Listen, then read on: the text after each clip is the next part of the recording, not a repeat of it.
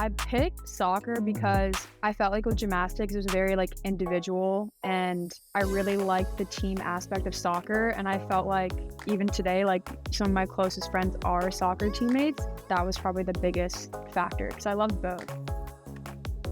Hi, everybody, and welcome back to Snacks. I'm Sam Mewis. And I'm Lynn Williams, and this is a show about women's soccer, but it's also about...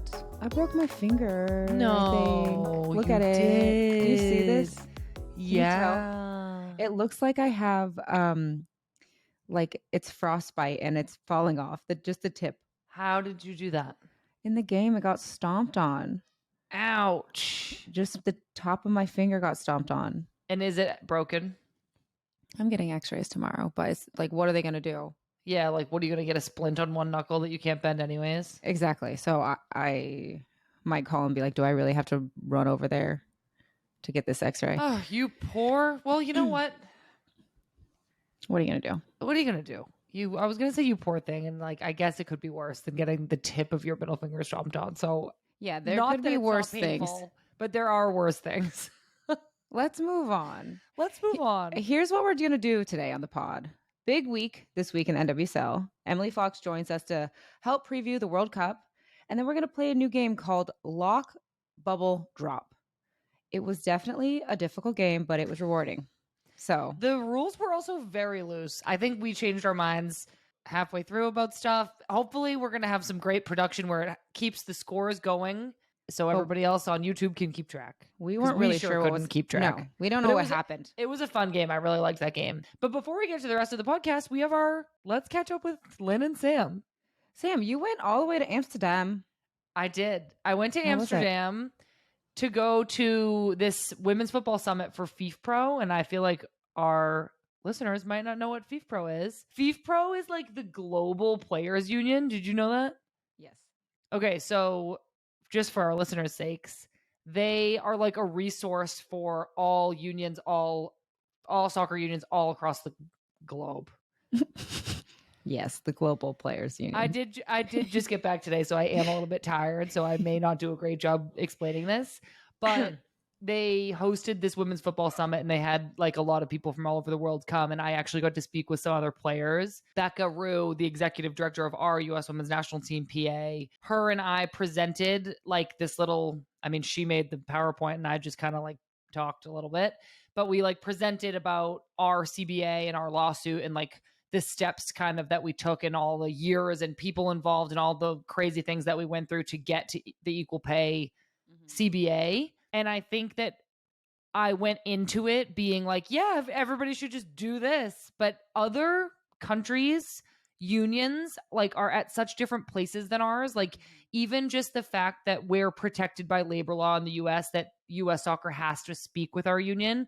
There are other countries where federations will just say, well, we're not speaking to the union. Like, no. So they're just in totally different places and battling such different battles that it gave me so much perspective on like where the game is at globally and how fortunate we are in the US to have been able to kind of create this union ourselves that is like functions the way it does. And we had resources to hire somebody like Becca to come in and do it. So the summit was awesome. There was like, I listened to some other talks there too. And then we actually got to go to the Champions League final in Eindhoven. So I watched Barcelona win, which was really fun. And just like hung out with some other players and union people, and everybody was like so awesome and interesting, and it was like a really fun trip. And we also got to celebrate Pat's 30th birthday. He came with me and we tacked on an extra day, and it was like so much fun. We had a little picnic in the park. So cute. Yeah, it was really fun. I feel like it was like my big trip. So where do you feel that like soccer is globally right now though, after going and like learning all this? Well, I mean, I think the summit itself it's such an exciting time for women's soccer. Like leagues are doing better. The Women's World Cup is this summer. Like I think it's obviously in many ways doing better than it ever has. And it feels like this space that's just about to explode and grow. I just think that what I learned from talking to the players is that the approach to coming together collectively and like unionizing and working together to get rights and money and better treatment from your federation, it's not as simple as I thought it was. Like it's way more complex, like culturally, maybe there's already a union in place, but they're not really working for you. Maybe your men's team has X, Y, you know what I mean? Like it was just so much more complicated than I realized. And I think getting to talk to players in a setting that it was literally designed to like be there for the players, like FIFPro exists for us. It was just like super eye-opening. And I think it just gave me perspective on the things that we are privileged to have in the US. And of course, it still took like a lot of hard work and it was a laborious task to get to where we got to. But other countries are just in totally different like circumstances. And there's so many other elements to consider.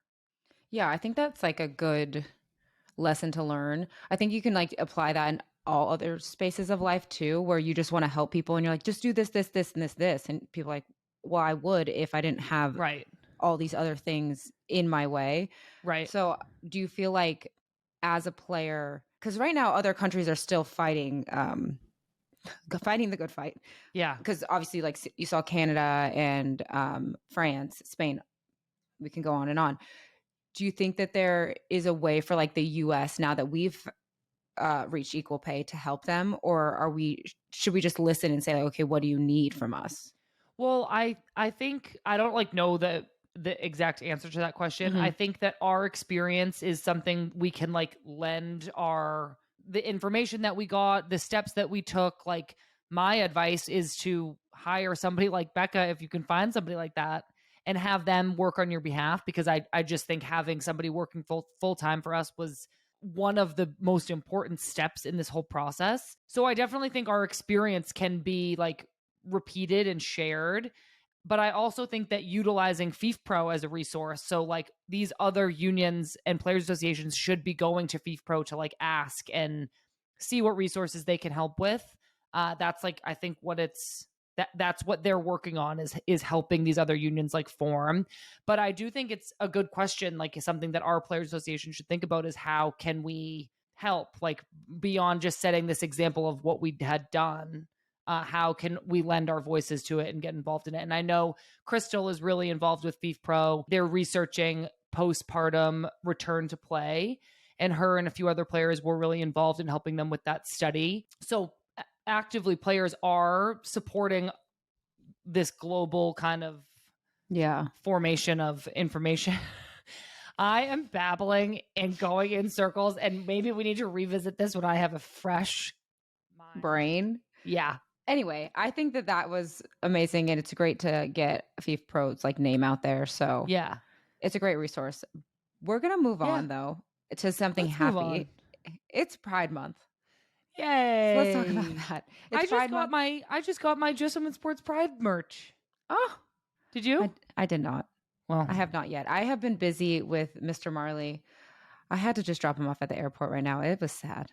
It was so sad. Lynn, I'm know. so sorry.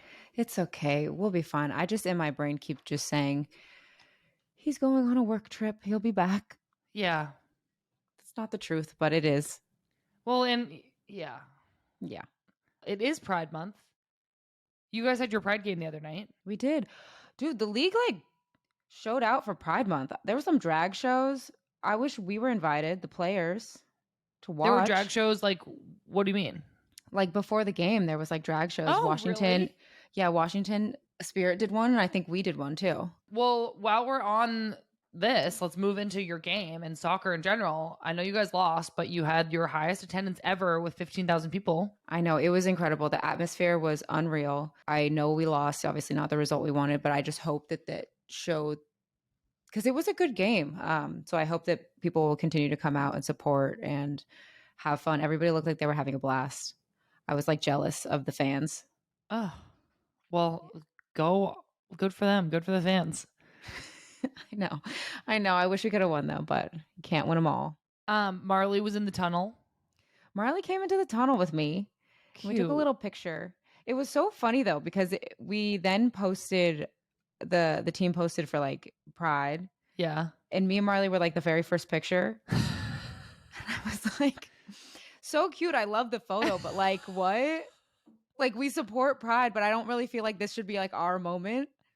But also like talk about like no toxic masculinity. He was wearing green and pink and like all the colors. Like good for him. I love him so much. Well, unfortunate that you guys lost when you had so many fans in the stadium, but On to the next one. on to the next one. Quick turnaround to Wednesday, so here we go. Yeah, for sure. You guys have a big week. The Kansas City Current won their game. They beat the Courage. Kristen Hamilton scored. Kristen Hamilton is coming back from injury. She's played in a few games now, and she started and scored in the 8th minute off of like a little cross from Dabinia. I was really excited for Hammy.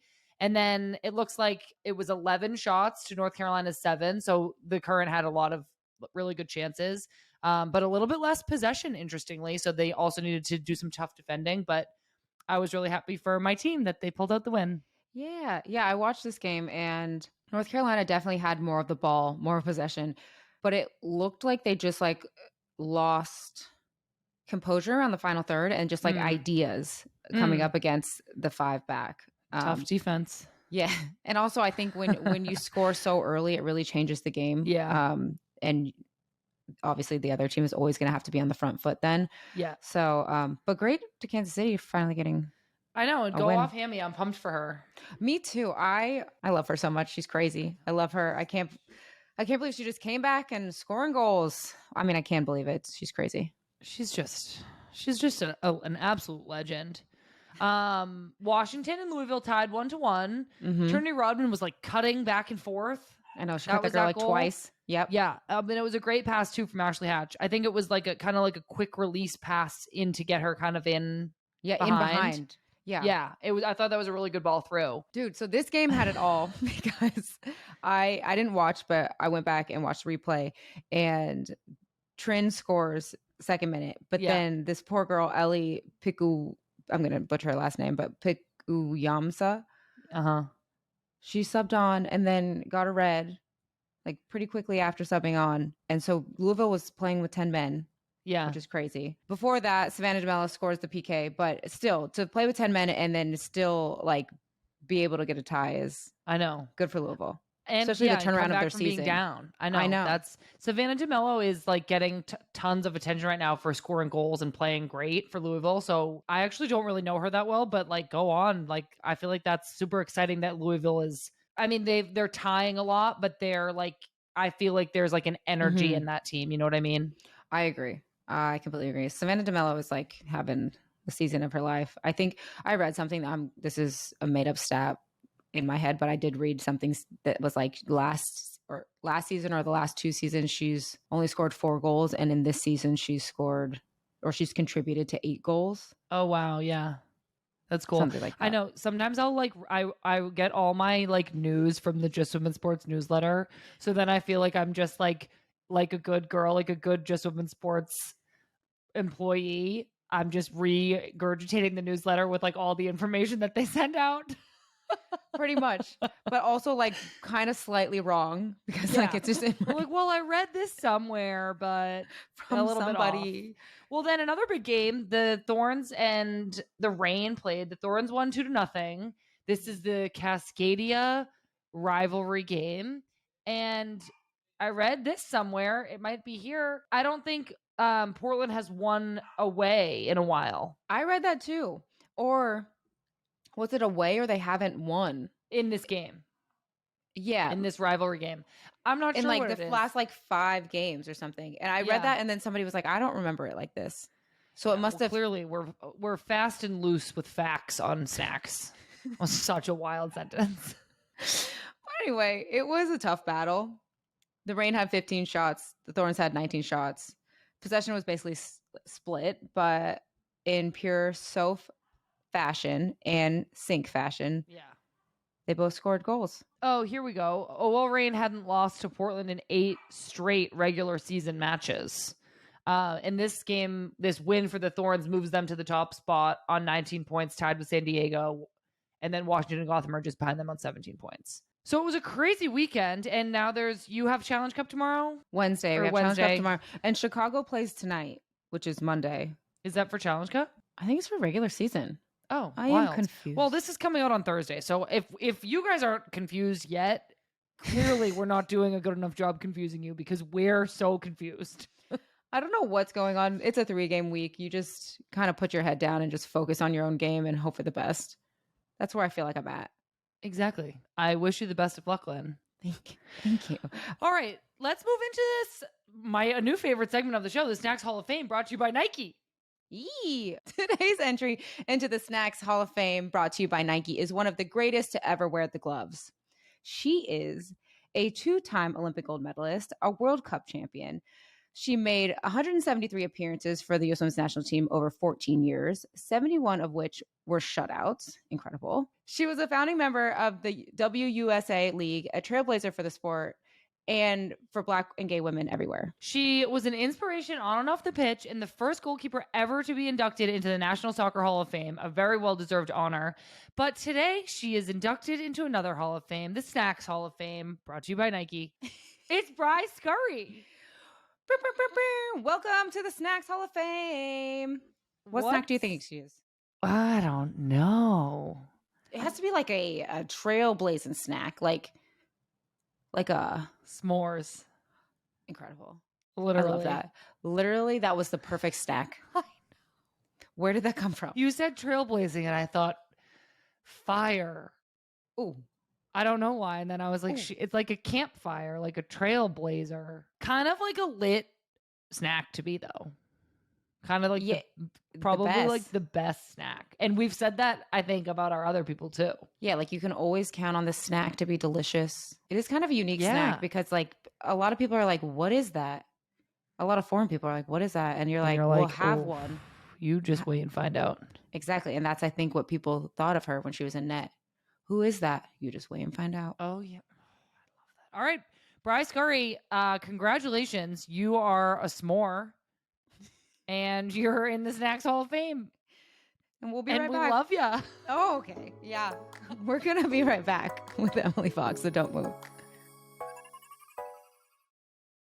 Our guest today was the #1 overall pick in the 2021 NWSL draft.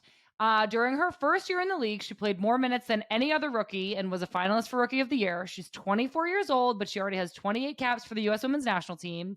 She is a 2-time She Believes Cup champion.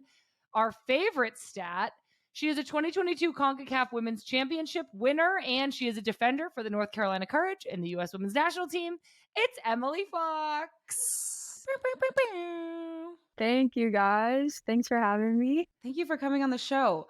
So our first question, because the show is called Snacks, we definitely have to ask you about food. And you know how I feel about your food situation, Foxy. So first thing.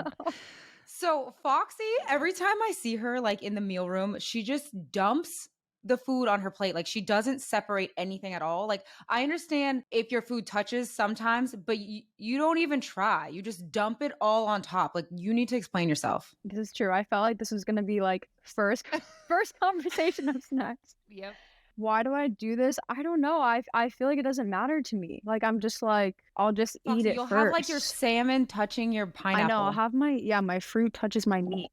That tends to happen. Yeah. I don't know why. Foxy's just like food is fuel. Just get it in. But I eat the fruit first and I don't really taste whatever is like underneath it. So it works. I think also I'm lazy and I don't want to get an extra plate, which is what you've recommended to me. On occasion. Just get an extra multiple plate and put the fruit away from your meat. There's like some things, like I said, it doesn't matter that those things touch, but I can't even come up with something right now. But I'm like, why are those things touching?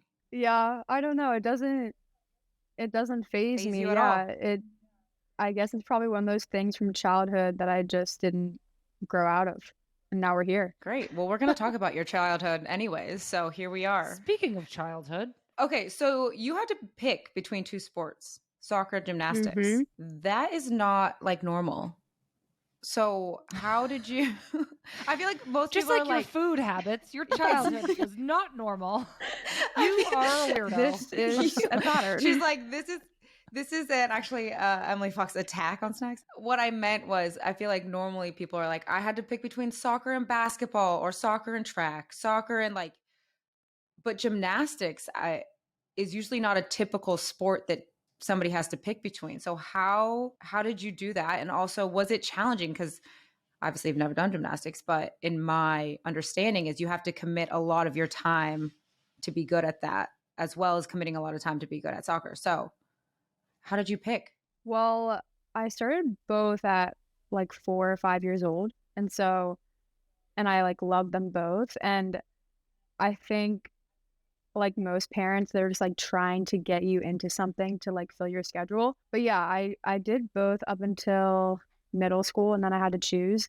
And it got to the point where I would, after school, 3 hours gymnastics, and then luckily my like indoor soccer like field was right next door to my gymnastics facility.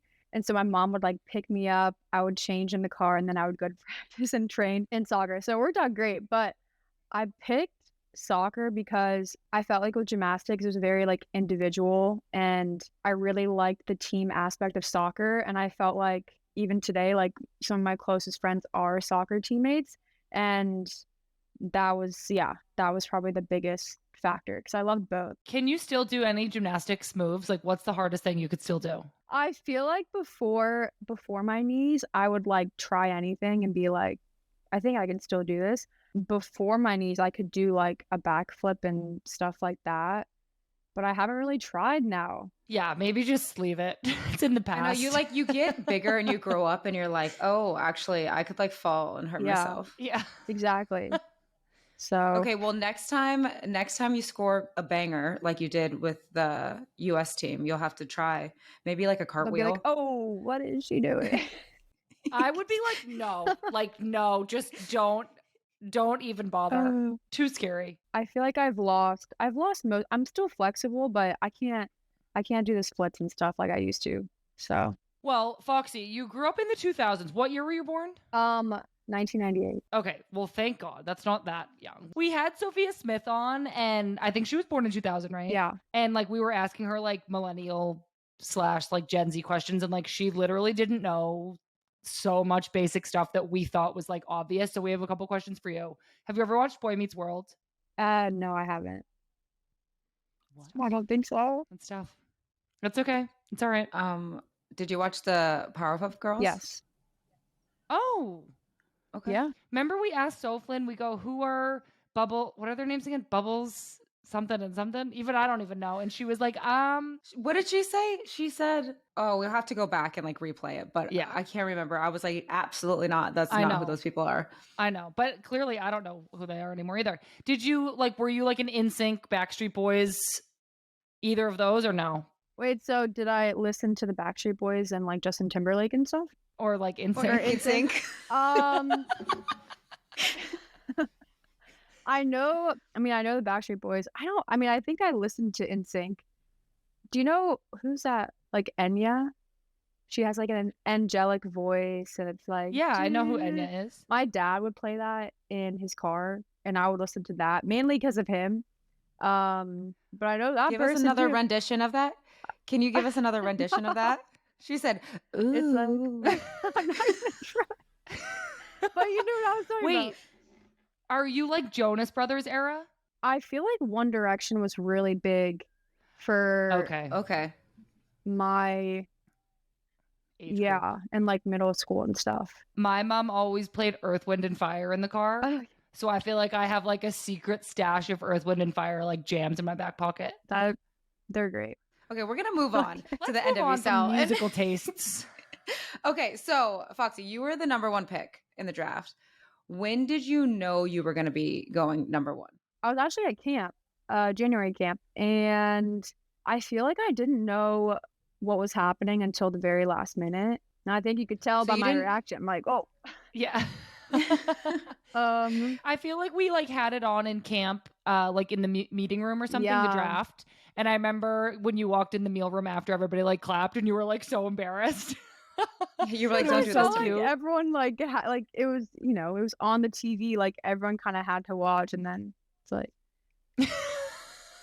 it's like, but did you know you were like going 1 or 2? Like you knew you were going to be one of the top picks. Yeah, I think I knew I was going to be one of the top picks. I don't like to expect anything. Whatever it is, I'm going to take it. I'm going to be grateful and happy for it. So that was kind of my approach. But it was really cool to have like all, the top picks like in the room with me, and they were all so nice and like, so yeah, it made it less awkward for me to like, I was in a chair with a mask on, and my name got picked, and it was like, and everyone else like hyped me up. So that was really cool. Well, a lot of people might not know this, but Foxy actually trained with North Carolina before she was drafted.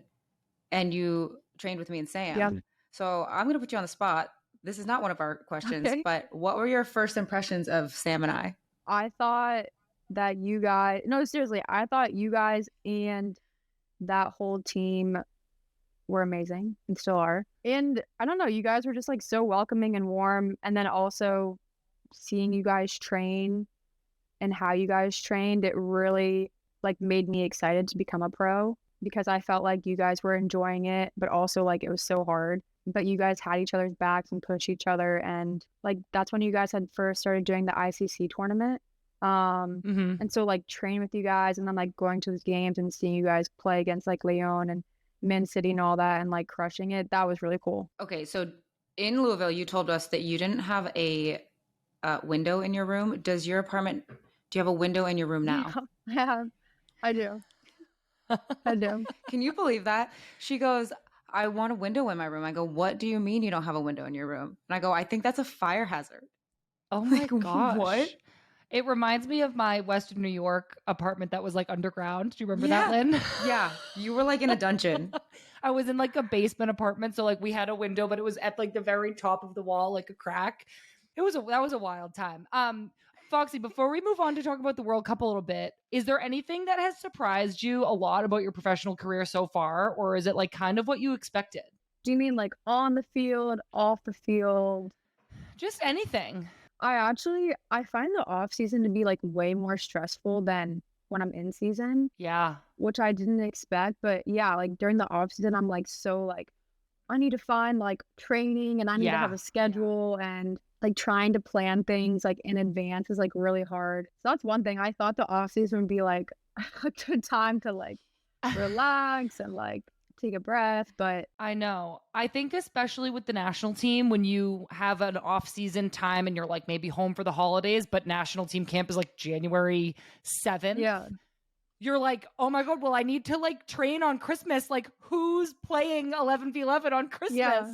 And then obviously that doesn't exist. So like you're kind of constantly like finding an indoor facility, finding a field, finding a gym. Like you have to get those workouts and those numbers in. So like it's super stressful. Yeah. I think that's something I totally agree with that not a lot of people know about. Yeah. Yeah, I agree with that too. Me and Marley always talk about it. We joke, and I'm like, all season long, I say, I just want to take a break. I just want a vacation. I just, whatever. And then the vacation comes, and I'm like, I need to train. And he goes, you are crazy. And I'm like, I know. I know.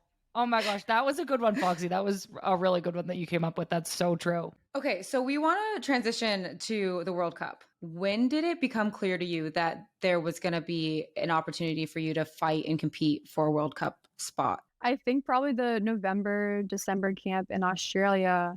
Yeah, I think that's when I was like, this is like an opportunity to try to like get back in and to try to be, get called in consistently. I think that was probably my like first thought in my mind, but then, obviously like trying to keep going to make the World Cup roster. So yeah. Do you remember watching in 2019 and thinking like, hopefully next time I'll be competing for a spot on the next team? Yeah.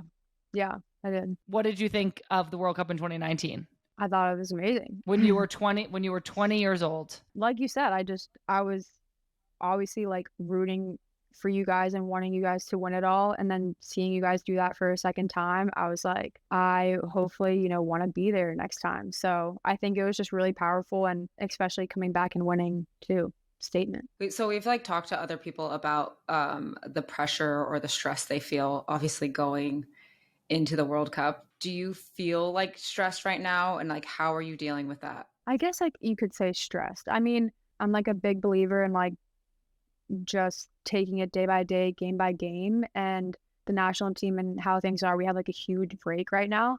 And so, yeah, I think for me, it's like, how can I like show that I deserve to be on the team like through these games, and like how can I, keep getting better. Yeah. And also like this World Cup, I mean, I've never been to a World Cup either, but it feels different than the past ones. There's like a lot of new players, young players. So far, you have been starting in the right back position, and you're like one of the younger players. So do you feel a sense of like leadership amongst the younger group?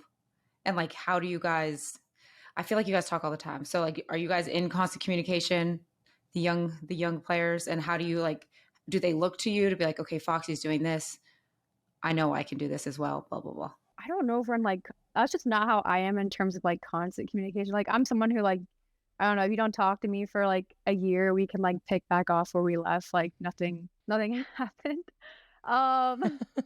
That's not how it is, but like I'm just saying in general. I think a lot of it honestly is like during the off season this past, I got together with Ash and with a few other girls and we trained in California. And I think like that could be potentially a good example of just like, you know, like we said, figuring out a training schedule and making sure that like we're getting better and better and having lift and all that. But then in terms of like being a leader, I think I lead probably more through example when I'm with like the girls. Honestly, we go to coffee and we just like, it is kind of that time where we get to separate from like the stress of being in camp and all that stuff. As a not obsessed with communicating, like what social media do you use? Do you use like what is the thing now? Like is Snapchat still a thing or do you just go on TikTok? Like what's up with like 1998ers? What do I use? I mean, I have TikTok, but I have to delete it sometimes because Same. it takes over and I'm like, whoa, delete. You guys, I fall asleep to TikTok. Like it's crazy. Like I have conditioned myself I have to do delete it too because I would just go on it for an hour and a half. Yeah. It just sucks you in. I feel like I would delete anything else besides TikTok. Like Twitter, people are mean on there. Delete. Yeah. Instagram, I feel like I'm just looking at things that are unrealistic, delete. But TikTok, people are so creative and they're funny that I could literally scroll for hours and be like, I'm completely fine with this. Yeah. And then I go to bed. That is true. I do like that people are like creative and like I like looking at DIY projects. Yes. That's really fun. What about Snapchat, Foxy? I heard like my sister-in-law is around your age and like she's big on Snapchat still. I'm not. Like I have it and I actually have like a family, like me and my cousins and my brother and sister, we have a group chat and we just like, oh, that's nice. It's just like goofy and it's just like a way to like keep in touch. But yeah, I'm not like posting stories that much or anything like that. I think you guys are probably like, I know that like social media can be really good, but sometimes it's not great for me. And so like me feeling and then knowing, and then I'm like, okay, I need to like back off a little bit.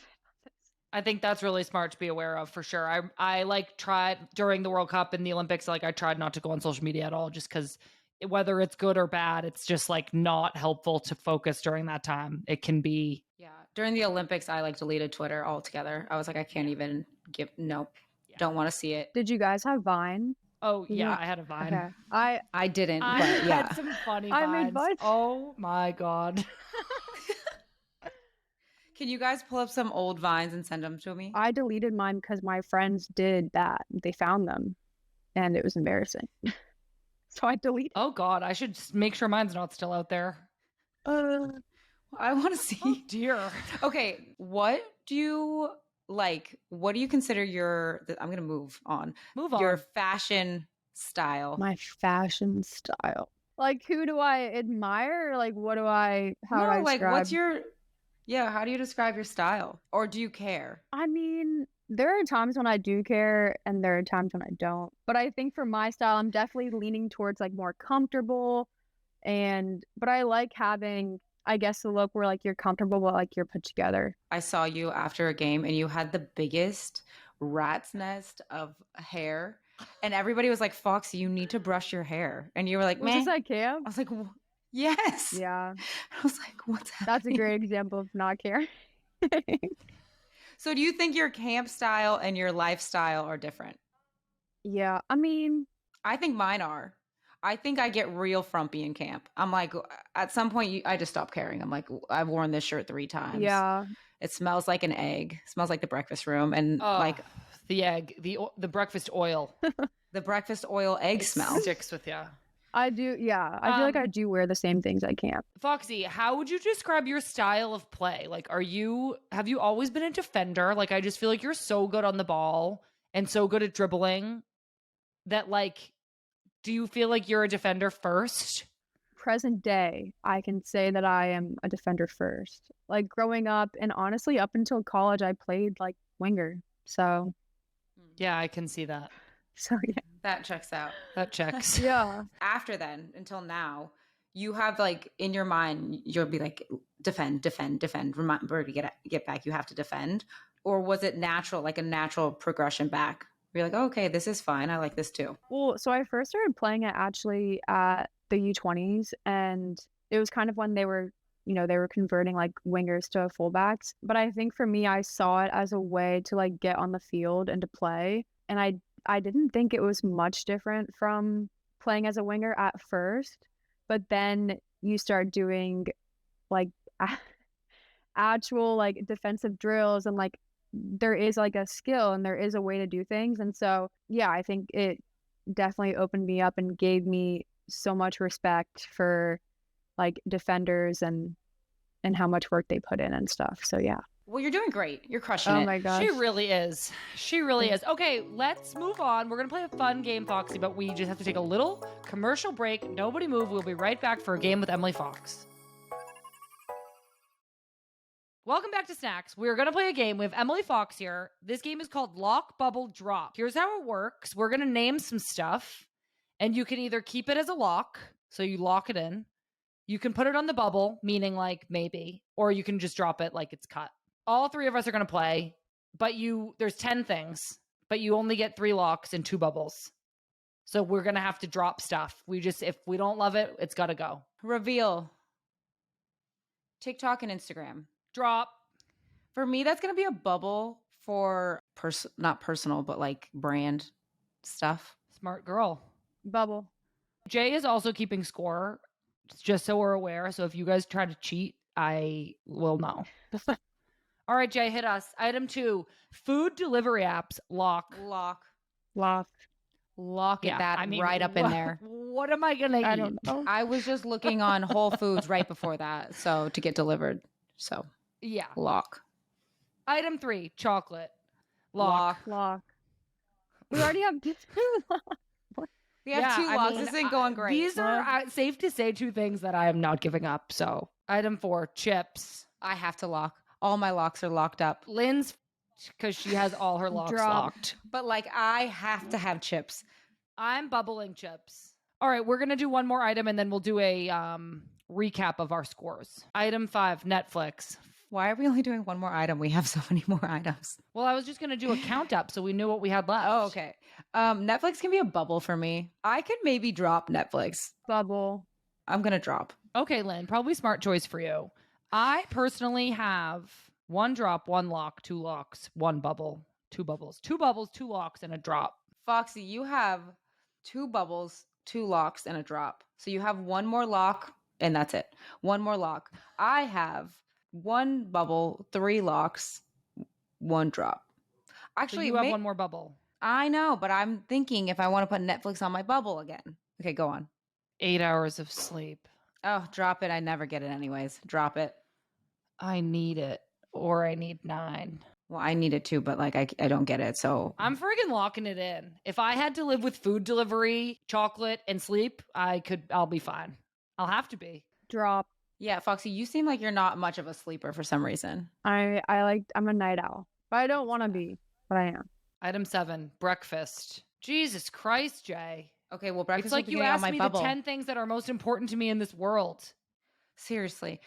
Well, breakfast is going to have to be my bubble because I love breakfast. Breakfast food, breakfast time. I don't have a bubble, right? I think you need to lock something.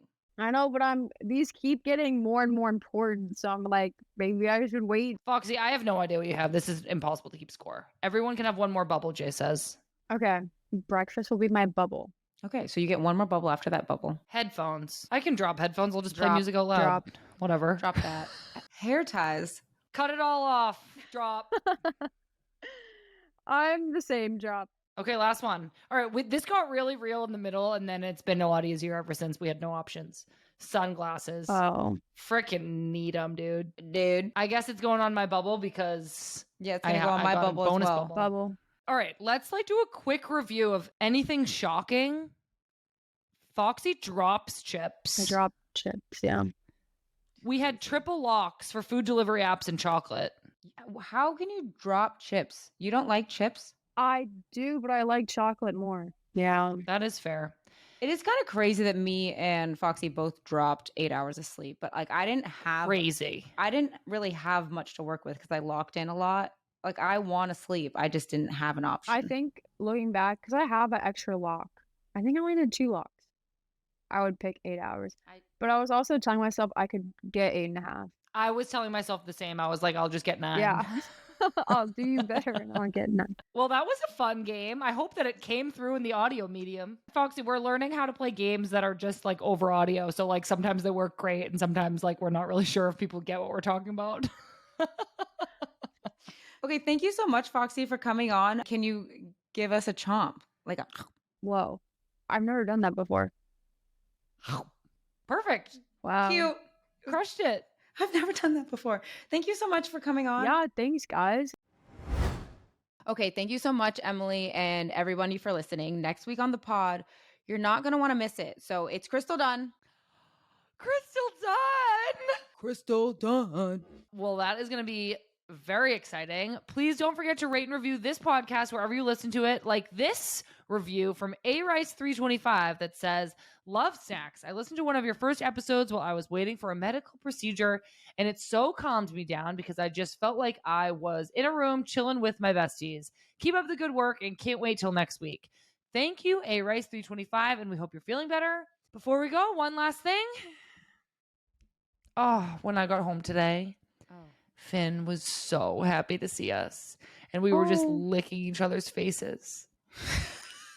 And it was so both nice. ways. I know it was going like both it's ways. like was literally the best feeling. Like I had such happy anticipation, like on the ride home, and then I was just like, I just know he's gonna be so happy when we walk in. And I just like laid on the floor when I walked in, and I just let him like lick me. And were you licking him back? Was the puppy happy to see you? Yeah, she was happy to see us. But I like do make a show of ignoring her like in moments like that because I don't want Finn to think that I like her as much as I like him. That's a good mother. Yeah. Just ignoring the other dog. Okay, anyways, don't forget to subscribe to Snacks on Apple Podcasts, Spotify, iHeart, or wherever you get your podcasts. Snacks is produced by Jay Wolf, Lauren Day, Patrick Godino, and John Murray. For more great women's sports content, go to justwomensports.com and be sure to follow Just Women's Sports on all your favorite channels. All your favorite channels. I'm Sam Mewis. And I'm Lynn Williams, and you've been listening to Snacks.